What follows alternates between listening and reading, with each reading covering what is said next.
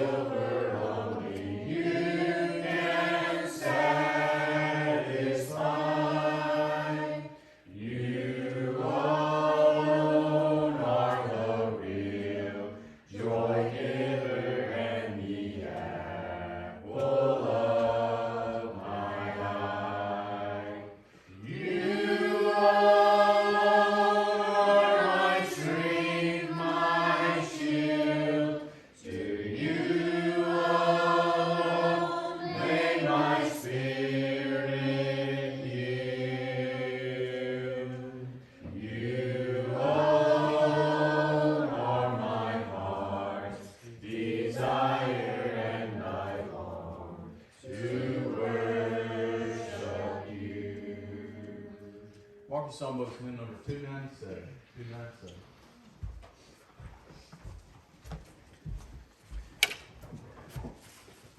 Good to see you out this morning. You have your Bibles with you. If you turn to Galatians chapter 6, that'll be our first kind of place that you'll be turning to in your scriptures for us to be talking about. The rest we'll have up here on the board for you. Good to see you out this morning. As we said, we have some visitors with us, and glad that you're here with us, and have folks back that have been gone. And so it's just a good crowd this morning for us. Reminder that Wednesday night we'll be back here, Lord willing, at 6 o'clock for our study in the Gospel of John, as we have been going through and spending the last 3 weeks looking at the prayer that Jesus would offer to his Father just moments before his betrayal. We'll pick up Wednesday night at 6 o'clock with John 18 and actually see the betrayal taking place. So if you want to prepare for that. A show that I like watching from time to time, I haven't watched it honestly in some time, but has been American Pickers. If you like watching the History Channel, it's always fascinating to me what these guys go and what they see. If you're not familiar with the show, they basically travel various parts of the United States, and they'll find people who collect antiques. They'll find individuals who just have a bunch of junk in the barn, and they'll go through there, and they have this ability to kind of look in and see things and recognize value in something that maybe you and I would look at, or at least I know I would look at and go, I just think that's a piece of junk. But they have this ability to look at it and go like, this what this is, and here's what it was, and so they make some kind of deal with the person, and they pay them for it, and then they turn around and they sell it for a lot more money. It's been a number of years ago now, but Dean and I were able to get away for one of our anniversaries, and we went up to Nashville and we went into their store. We didn't buy anything because they really liked their stuff that they had found. But it was interesting to see some of the things that they had taken and they had cleaned up and that they were now selling back on the market. We're familiar with this idea of restoration. We're familiar with the idea of taking something that once had a lot of value, and seeing that it still has value despite the time that has gone on, the age that has been shown in it. We still recognize it, and so there is this effort that goes into in bringing back the luster and bringing back that which is something that is of value. In our lesson this morning, we will talk about the idea of spiritual restoration, and that is an idea found in the Scriptures. Remember, the psalmist would say in Psalms 23 on how blessed he is that God is his shepherd, because he what? He leads me beside the still waters. He restores my soul. The same idea is found in Psalms chapter 51 as David is dealing with the sin that's been confronted in his life and recognize that his relationship with the Lord is not what it should be. He pleads with God, restore to me the joy of my salvation. This idea of restoration is not simply just a physical idea. It's not simply just let me be happy again, but there is a change that's taking place. And so what I want us to do in our lesson this morning is talk about the idea of spiritual restoration and begin with the idea of, well, who are we talking about? Who needs to be restored? And I would first suggest to you that we talk about spiritual restoration, we're talking about somebody who has already obeyed the gospel. Again, the idea of restoration is bringing back something to what it was, to the state it had been at one time. And so we recognize that as an individual obeys the gospel, they become right with God, that the idea of spiritual restoration, as you and I would use it, the same idea that David uses in Psalms chapter 51, is this idea that, hey, I at one time was in this right relationship with you. I had joy as a result of this relationship, but something has happened. Something has changed. Something is no longer the same. And so I desire to come back to what once was. This is the idea of spiritual restoration. It's not needed for those that have never been in a relationship with God, that have never obeyed the gospel. There's nothing there to restore as far as how the scriptures are going to put it in this way. But I want to suggest to you that this can still be a controversial topic. And its controversy is found in this idea. If we can find in the scriptures what we're proposing today, the idea of spiritual restoration, if we can find that idea that someone needs to be restored after they've obeyed the gospel, well then the very popular and very common idea that a lot of people teach and espouse today, the idea of once saved, always saved, then cannot be a biblical doctrine. That is to say that you cannot have spiritual restoration as being something taught in the Scriptures. That cannot be true, it cannot be founded if it is an impossibility, once you have obeyed the gospel, then to fall away from that relationship. And as we said, people teach that today. People believe that today. It is one of the aspects of Calvinism, right? And that is this idea of this eternal kind of enduring of the saints, the perseverance of the saints. And so once I become right with God, then it doesn't matter what happens, it doesn't matter what I do, I'm just always right with God. And so we can't have that idea being taught and then the Bible talking about the idea of restoration, because those two ideas are incompatible. So what is it? Well, I think we understand that the idea of once saved, always saved is not found in the Bible because of what we do find under spiritual restoration. Let's read some passages together. Again, I have all of these up here on the screen for you. We'll turn to our Bibles when we get to the book of Galatians here in just a few minutes. James, in just one verse, annihilates the idea of once saved, always saved. My brethren, if any among you, right, so he's talking to brethren, if any among you strays from the truth and one turns him back. So here's someone who's gone away from the truth, and what have you done? You've restored, you've brought them back to this position that they were once in. Here's what you need to know, he says in verse 20, that he who turns a sinner from the error of his way will save his soul from death and cover a multitude of sins. In just one verse, what does he say? He's like, here's somebody who was in the truth. They have turned away from the truth, and what somebody has now guided them back, right? You bring him back. Then here's what you have accomplished. You have what?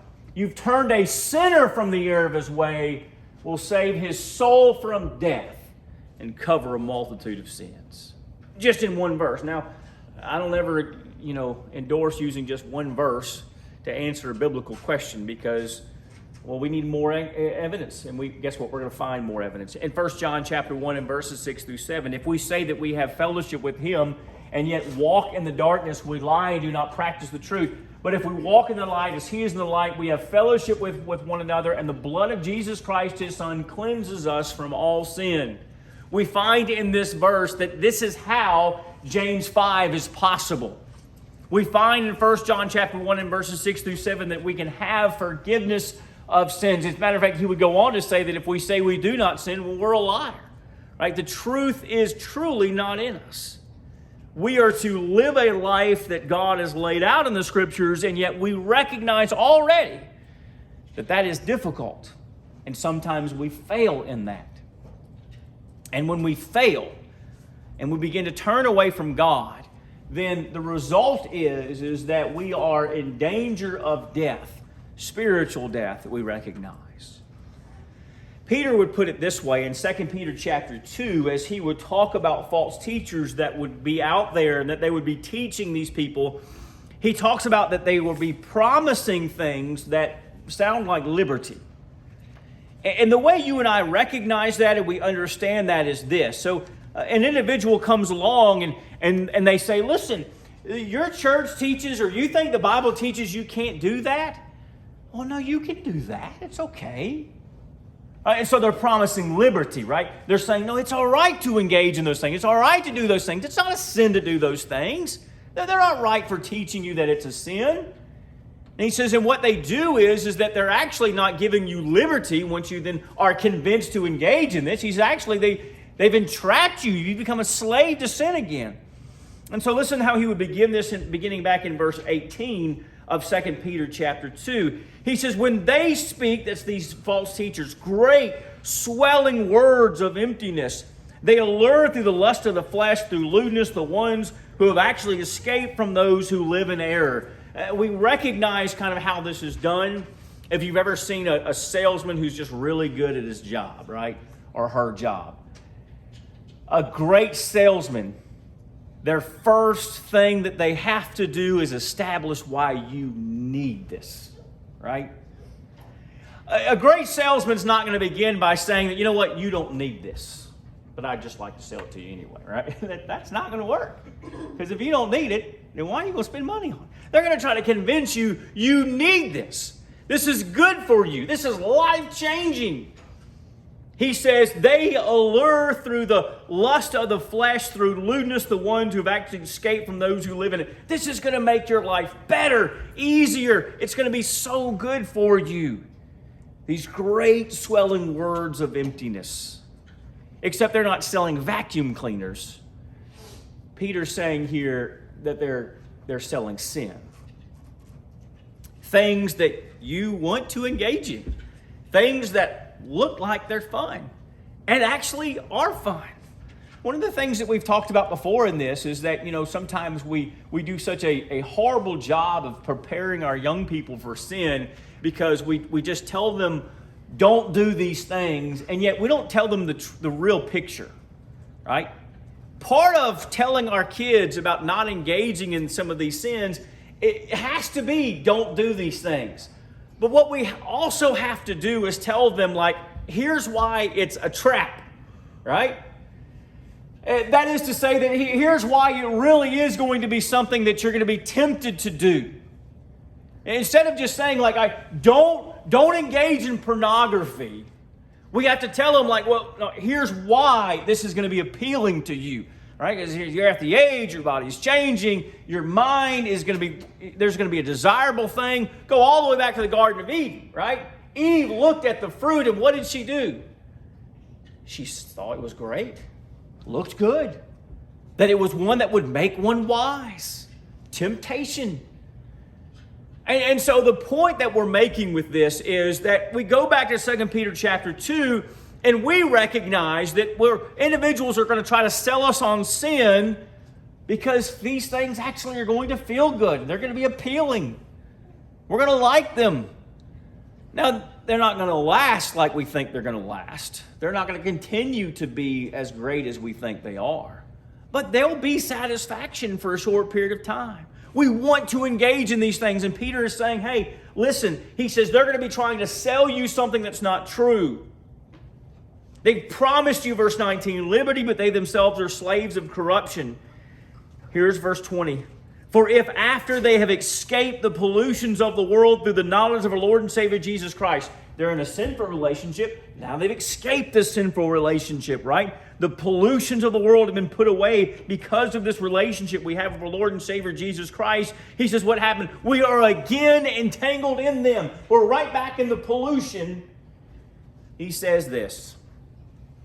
The latter end is worse for them than the beginning. Now, if once saved, always saved is true, well, then this is an impossibility. I can't come back into it. I can't come back into this pollution. Peter says that it is. And he says it had been better for them not to have known the way than having known it to turn from the holy commandment delivered to them. But as it happened to them, as according to the true proverb, a dog returns to its own vomit, and a sow having washed to her wallowing in the mire. I don't care how cute your puppy dog is. Clay and Allison just got a puppy dog yesterday. I had the cutest puppy dog ever. You might have the greatest animal at your house. You might be nice and lovely and just great. We've got a new dog, about a year old now, just got a haircut. Looks a totally different dog. And we just love playing on that puppy. We'll let dogs come up. Now, we don't, but some people let dogs come and just kiss them on the face, lick them on the face. And then you watch that dog, and what does it do? It goes and picks up something rotten in the yard, chews on it, eats on it. We're just like, it'll eat a lot of grass. It'll vomit that grass up. And what will the other dogs do? They'll come up, lick it up. Right there. Just disgusting. Well, why does Peter use that example? He says we have vomited this sin out because it's not good for us. It's bad for us. He says that what happens is we listen to these other people, and what do? We go right back and we just start engaging in it again. It sounds disgusting. I can tell by the look on some of your faces, like, when is he going to go on? Sin is disgusting in our life, but we don't act like it is in the same way. When we go right back to our sins, we don't treat it the same way as we do a dog licking its vomit. Yet that's exactly what Peter says. There is a need for restoration because this is a reality. It happens. We will all at one time or another fall from this relationship with the Lord. And if you say that you won't, well, then John says you're a liar and the truth's not in you. That's why we need restoration. Jesus would use the example in Luke chapter 12 of one who knows the master's will. And what's worse, the one who doesn't know it or the one who does? The one who did not know it and committed deeds worthy of flogging, he'll receive but few. For everyone who's been given much, much will be required. And who's been entrusted much of him, they'll ask even more. And the illustration that he gives is the consequences of knowing God's righteousness and not engaging in it. But if we're still not convinced that the Scriptures are showing that we can so sin as to fall, let's consider what the Hebrew writer would say in Hebrews chapter 10. For if we go on sinning willfully after we receive the knowledge of the truth, there no longer remains a sacrifice for sins. So we had a sacrifice for sins because we'd come to the knowledge of the truth. And so because of that, we recognize we were not to be just going around sinning. He says, well, we decided to go around sinning again, even though what we know is what we should know. He says, well, guess what? We no longer have this sacrifice for sins. But now we have something else, a terrifying expectation of judgment and the fury of a fire, which he says will consume the adversaries. And so he says, he goes back to the old law to kind of recognize how this is done. He says this, he says, for we know him who said, vengeance is mine, I will repay. And again, the Lord will judge his people. It is a terrifying thing to fall in the hands of the living God. He says, don't let it be you. And as a matter of fact, he would say in verse 32 and 33, he says, I have confidence that you're going to be mature enough, you're going to try to stay away from these things. If we do this, then here's the result. Jesus himself declared this to the church in Revelation chapter 2, the church at Laodicea in Revelation chapter 3. He said what? He says, I have a problem with you because you've stopped doing what you're supposed to be doing. You have a need to repent, he says in Revelation chapter 2, and do the deeds you did at first, or else I'm coming to you and will remove your lampstand out of its place unless you repent. The same thing in chapter 3, 15 through 16. He says, I just can't have this relationship with you because you just don't serve me. You're not going out and engaging in all the horrible things the world is doing, but you're not serving me. He says, and so I'll vomit you out of my mouth. So Revelation 2 and 3, even Jesus shows us that we can fall. And so there is a need for restoration. But here's my question, and really what we'll focus on for the last few minutes of our lesson, and that is this. Someone has obeyed the gospel, but now they've gone back to this life of sin and they're engaging in it and they're struggling in it. I'm not talking about somebody who's like, you know what, I'm struggling with this. Lord, forgive me. Help me do better. And I'm like, all right, I'm back over here. I'm trying. And I'm starting to slip again. And Lord, help me. I'm trying. I'm not talking about that. I'm talking about somebody who's gone back and they're back in this sin and they're not asking God for forgiveness. They're not making changes. They're accepting what they're doing. That's what we're talking about. Here's the need for restoration. So how do we do that? Well, this is where we find Galatians 6 and Galatians 5. Our text, we find that we will need spiritual people. Galatians chapter 6 and verse 1 says, brethren, if a man is overtaken in any trespass, you who are spiritual, restore such a one in a spirit of gentleness, considering yourself, lest you also be tempted. We're not going to have help from the world in this, right? Because what's the world going to tell us? You leave them alone. You let them live their life. What they do in their life, to their body, that's none of your business. Well, that's not what Paul says in Galatians 6:1. He says if you're spiritual, you're to restore a person. You're helping to bring them back to the Lord. And let me tell you this, we have to be very mindful of this from the very beginning. I don't want to be insulting to anybody and hurting anybody's feelings, but there are some people who are just not qualified in the Lord's church for this. Not because that they should become qualified. They should all become qualified, but some people are just not qualified for it.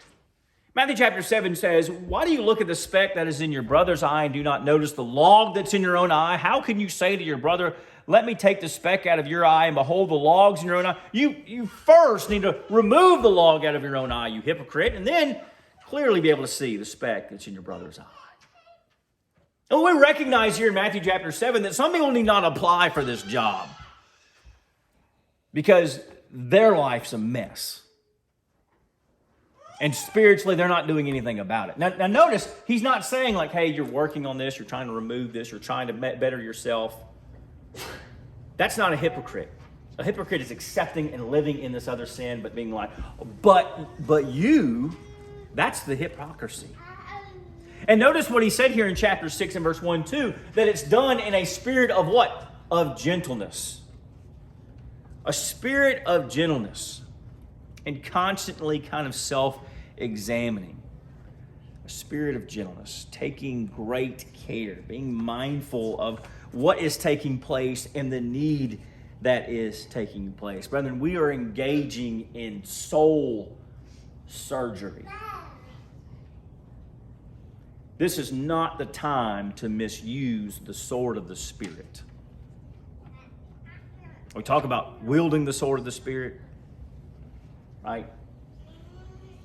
But in surgery, what do you want from your surgeon? Do you want precision? Care? You and I recognize that if we're talking about surgery taking place, that we want somebody who's going to take their time, be careful, and you know what they're going to do? They're going to focus on the problem and only the problem. Imagine you have to have surgery and your doctor says, oh, listen, while I'm in there, is it okay with you? I just might cut some other stuff out. Not that it's bad or not that you need to have it removed, but just sometimes I just like to go in there and just see what else I can take out. Just what else I can just mix up while I'm in there. We're going to find another surgeon.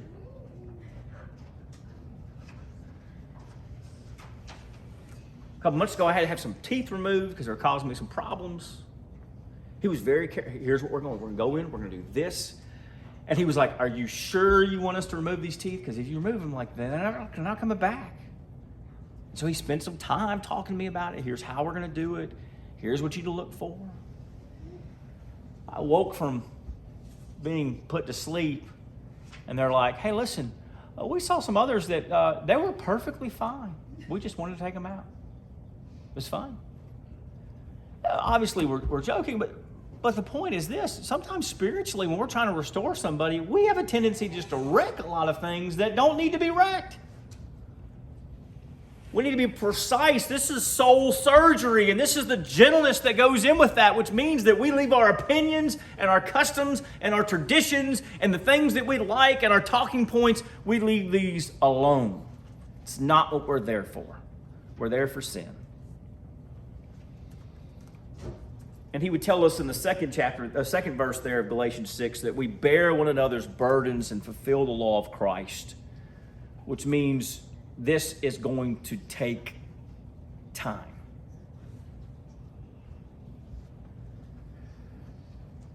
It's going to take time.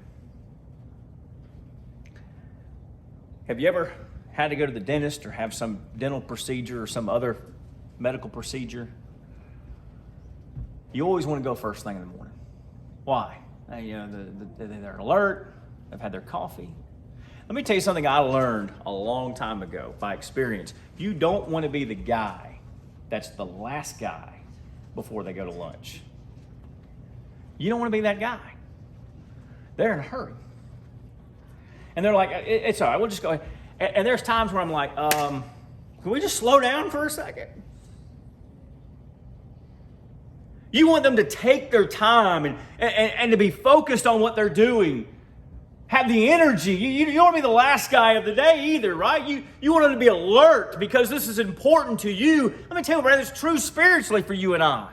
It's going to take time. If we really want to restore people who are lost, it's going to take time and energy and effort, and we're going to have to be alert at what we're doing. And it might be that what we recognize is that we're not just simply there on a faults-finding mission. Anybody can do that. That's easy. It's easy to point out error in somebody's life. We do it all the time. You know what it's called? Gossiping. Love to talk about what other people are doing and what they shouldn't be doing. And well, here's what they should do. And here's what's wrong with this person's life. Oh, you wouldn't believe what they did. Anybody can point out error. But restoration, that's a different thing. And it looks different and it sounds different. Because it's involving humility. Chapter 6 and verse 3. If anyone thinks himself to be something when he is nothing, he deceives himself. It's done with humility. We're recognizing the need for this, and we're recognizing the result that's going to happen as a result of it. And here's the other thing that we know. We're not willing to accept criticism or correction or advice from an arrogant person. We're not willing to do that. At least I know I'm not.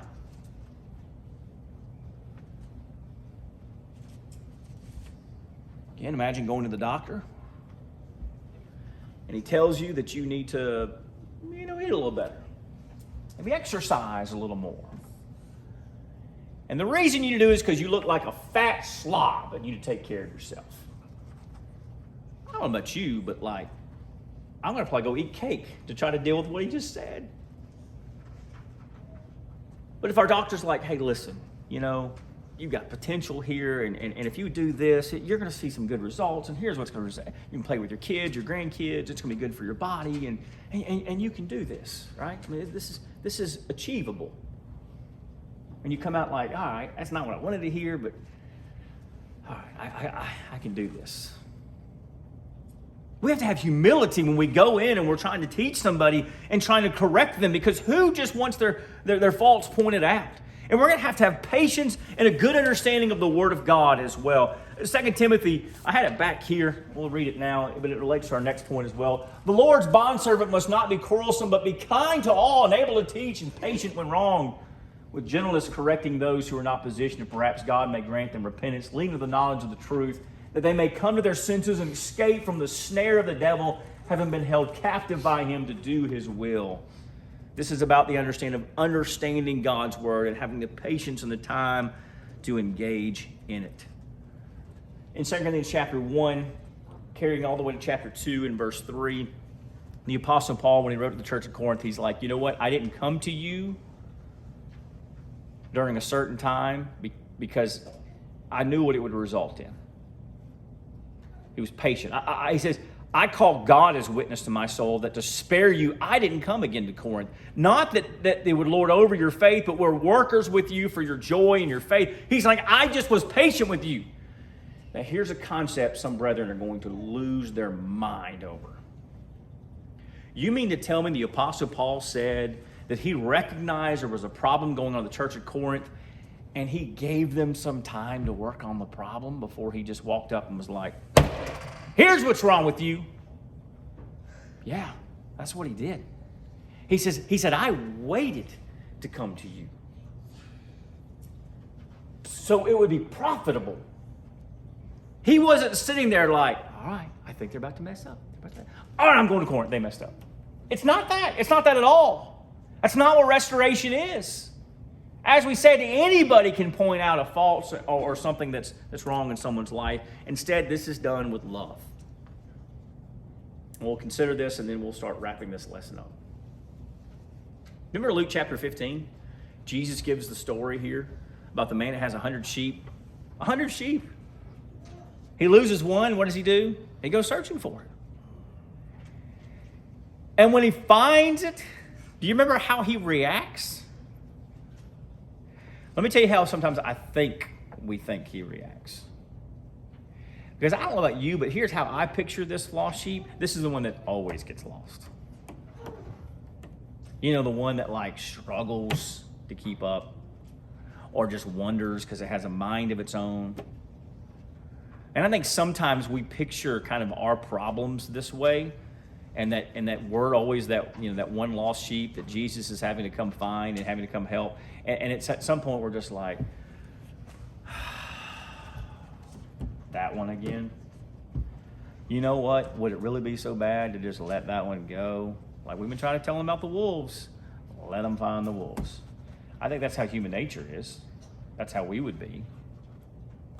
But what we find here is he says this. He says, when he has found it, he lays it on his shoulders, rejoicing. And when he comes home, he calls together his friends and his neighbors, saying to them, rejoice with me, for I found my sheep which was lost. I tell you that in the same way, Jesus says, there will be more joy in heaven over one sinner who repents than over 99 righteous persons who need no repentance. He left the 99 to find the one. That sounds crazy.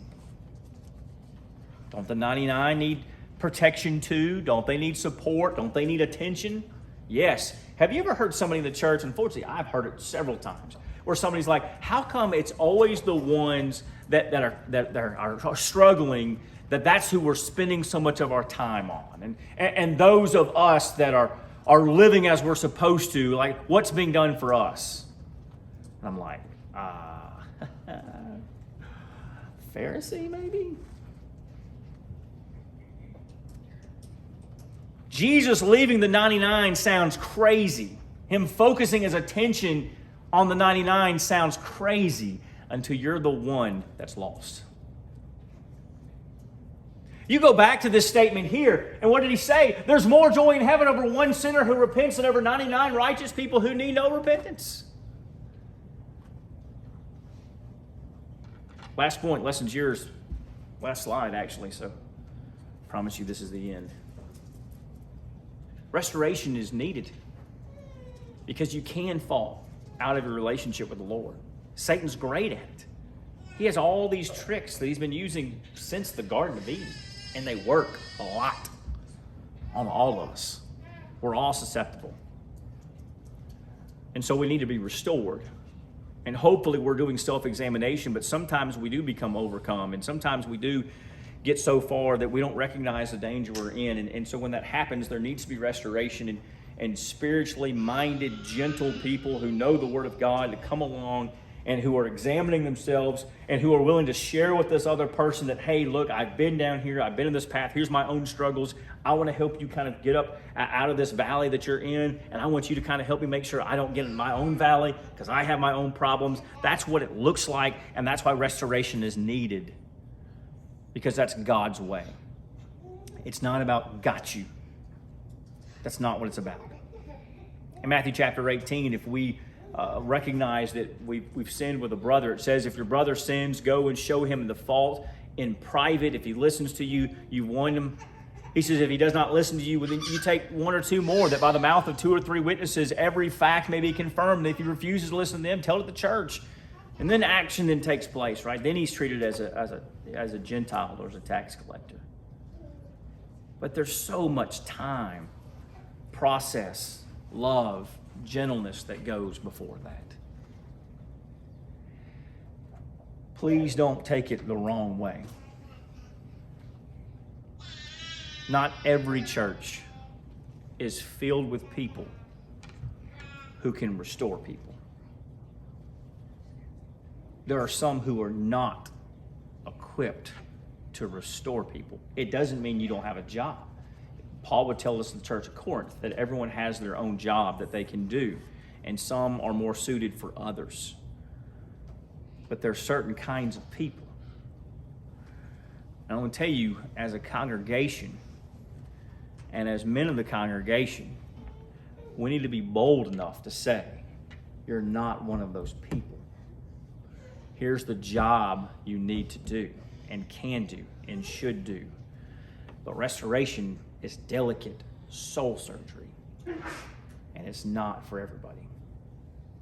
All of us need to be praying and working and trying to encourage, but restoration is careful. There's a need for it to be done and done the right way. The question is, are we doing it? Who in your life is in need of restoration? Who's the lost sheep that has gone away? Love them enough to act. Do what you can. But love God enough to act in the right way and in His way. If you get your songbooks out to the number selected, I hope this lesson's been encouraging to you. It has been a challenging lesson to recognize that there is a need for restoration. And I tell you, once saved, always saved is not a biblical teaching at all. But I do mean this in 100% sincerity. I have a lot of friends who believe in once saved, always saved. I wish they were right. I can say that 100% honestly this morning. I wish they were right. I tell you what, it would take the need to be constantly striving, and it'd kind of take a lot of those kind of worries and self-doubt that Satan loves to throw in my mind about 2 o'clock in the morning when I can't sleep. It'd take a lot of those away. Gone instantly. But it is a possibility, but that doesn't mean it has to be a reality. Let's do what we can to serve the Lord, not only in our own lives, but encouraging those of where it's needed. If we can help you and encourage you anyway, either to start a relationship with the Lord or to be restored, please come now together we stand and as we sing. Careless soul, why will you linger, wandering from the fold of God? Hear ye not the invitation, oh, prepare to meet thy God. Careless soul, oh, heed the warning, for your life will soon be gone. Oh, how sad to face such judgment, unprepared to meet thy God. Why so thoughtless are you standing, while the fleeting years go by, and your life is spent in folly? Oh, prepare to meet thy God. Careless soul, oh, heed the warning, for your life will soon be gone. Oh, how sad to face such judgment, unprepared to meet thy God. If you spurn the invitation till the Spirit shall depart, then you'll see your sad condition, unprepared to meet thy God. Careless soul, oh, heed the warning, for your life will soon be gone. Oh, how sad to face such judgment, unprepared to meet thy God. You may. Next song will be hymn number 161. 161. We'll sing this song to prepare our minds for the Lord. So, 161.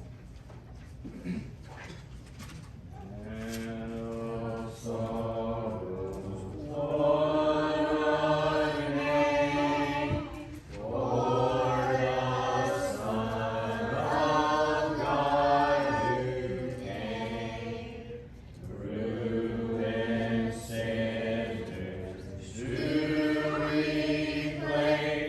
Hallelujah, what a Savior.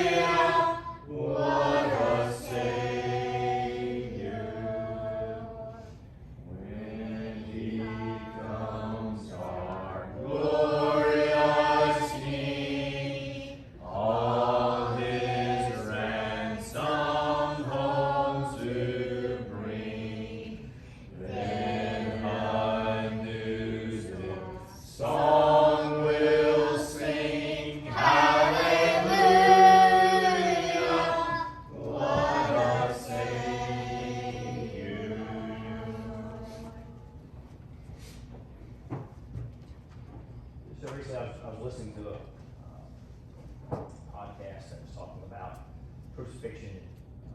And he brought to light some points that I never considered before. I'm going to share just one of them with you at this time to help prepare our minds for taking the Lord's Supper. You go back to the Garden of Eden, which we referenced in our Bible class, and we talked about the consequences of sin there. Right?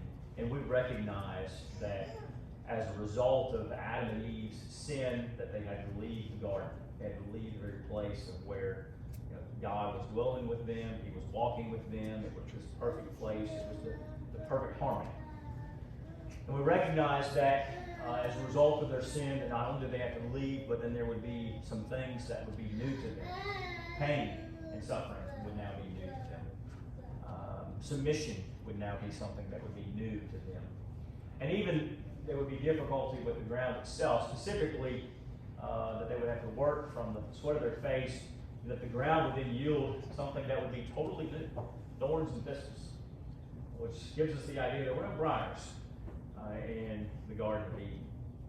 I want you to think about all those components that we just talked about, and all of them relating to the consequence of sin. And have you ever considered about how all of those things in some way or another relate to Jesus and Him coming?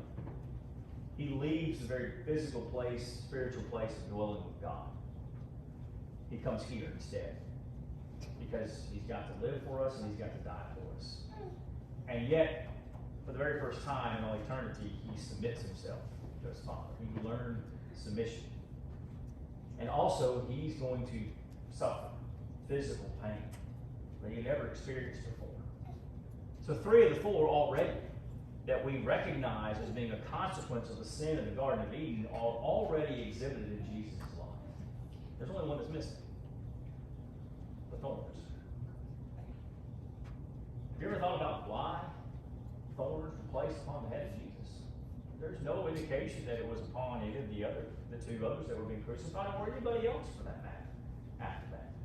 I think it's one of those deep spiritual things that we sometimes just don't see. You see, in the thorns, even in the book of Isaiah, is a symbolism for the consequence of sin. The pain and the suffering that comes from it. That's why it was placed upon His head. Because the death of Jesus and what He was going to be going through on the cross for us, He was there because of our sin, pain and suffering, submission and leaving this place that God had been with Him for eternity. These are all things that Jesus went through on our behalf. Adam and Eve, they didn't know. They didn't know what would happen when they partook of that fruit. It was a complete shock to them. But Jesus knew. Jesus knew before they had ever sinned what He was going to have to do, what He was going to have to endure. And He was willing even then to do it. The rest was for humanity to be played out in front of them. Hope these thoughts help you as we think about the great meeting and remembering the Lord's Supper that we'll be engaged in at this time. Remembering the very body that was shed on the cross, the blood that was shed as well, and the new covenant as a result of that. This time let's play, if you would, to lead our minds in word prayer.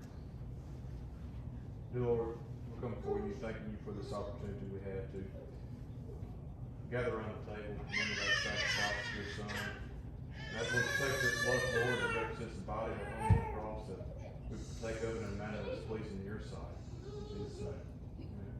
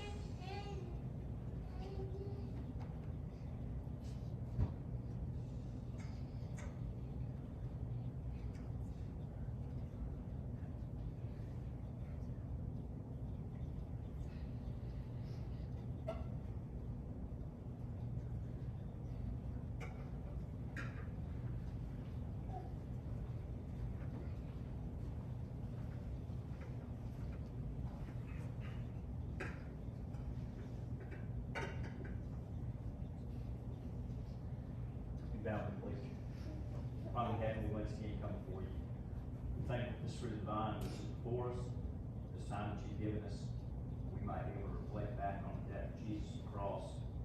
Mindful, Father, of the life that he lived, lessons that he taught, his death that he died.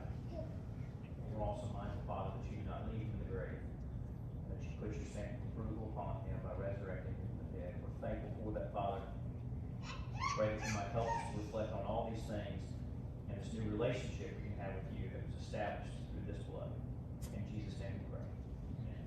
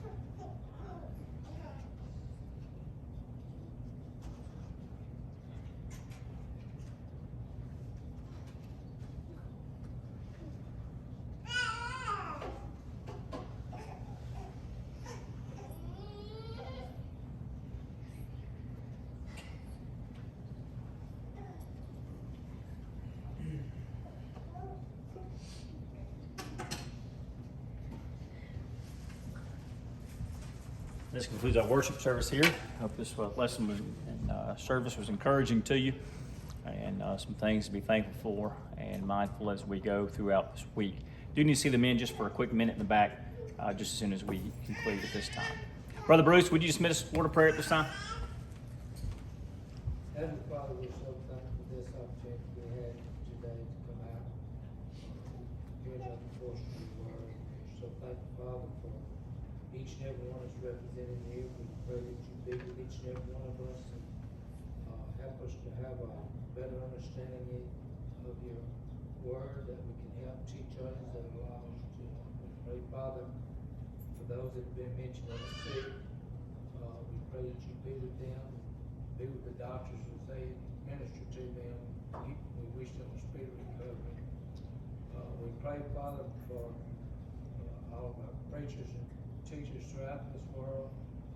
We pray that you continue to be with them and bless them. We ask now, Father, you be with each and every one of us as we depart from here. We give us a safe journey home until our next morning time of worship. In Christ Jesus' name we pray. Amen. Amen.